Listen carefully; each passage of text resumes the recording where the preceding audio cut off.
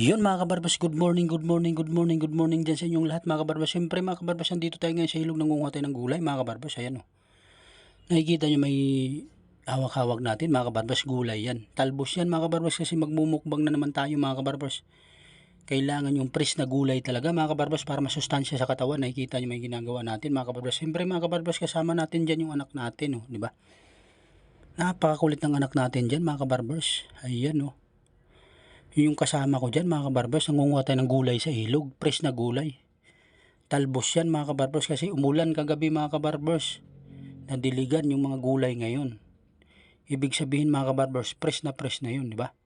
Ayan no mga kabarbers, medyo ninadamihan natin para gigisahin ko lang yan mga kabarbers.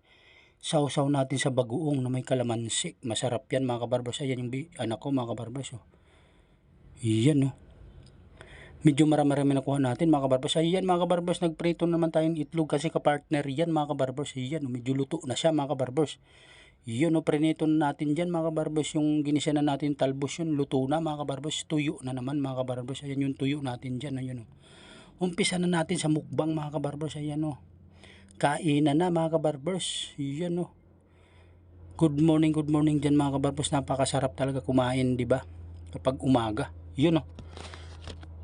Bagong saing pa yung kanin mga kabarbers, mainit-init yung kanin natin dyan mga kabarbers kasi bagong saing ng misis natin. Ayan o, yan yung bagoong mga kabarbers na may kalamansi. Yan, sausaw natin dyan mga kabarbers. Quality yung kain na naman ni kabarbers, di ba? Yan o, kasama natin yung anak natin dyan mga kabarbers magmukbang. Siyempre, hindi nagpapahuli yan mga kabarbers pagdating sa kainan. Ayan o, quality na may kain ni kabarbers dyan. Siyempre mga kabarbers, binibilis-bilis natin konti kasi papasok pa tayo mga kabarbers, baka malit na naman tayo. Yun o. Siyempre may kasama tayong kape dyan mga kabarbers, hindi nawawala sa umaga yan. Kape talaga. Yun yung masarap mga kabarbers. Ayaw ko ng kape na iba-ibang kulay, gusto ko itim lang mga kabarbers. Quality kapag itim na kape. Yun o. Sarap talaga isausaw mga kabarbers. Wala na ibang ulam, yun lang talaga, masarap talaga mga kabarbers, di mo talaga maanuhan. Masustansya pa sa katawan mga kabarbers. Yun yung sekreto ni kabarbers.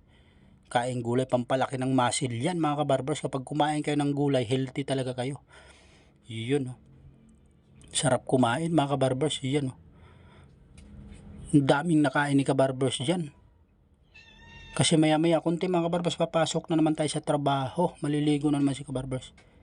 Nakikita nyo naman yan, di ba? Kung gaano ang quality. Medyo malutong-lutong pa yung gulay mga kabarbers. Yun yung pinakamasarap dyan, malutong-lutong mga kabarbers. O, di ba? Quality yung kain dyan, kabarbers. Ayan, o. Siyempre, mayroon din tayong itlog mga kabarbers. Kasama natin yan. Yung itlog natin. Yun, o. Yun mga kabarbers. Please follow to my channel mga kabarbers. Kwentong Barbers Vlog. Share and like na lang dyan mga kabarbers sa ating video. Salamat sa inyo. Magandang umaga po.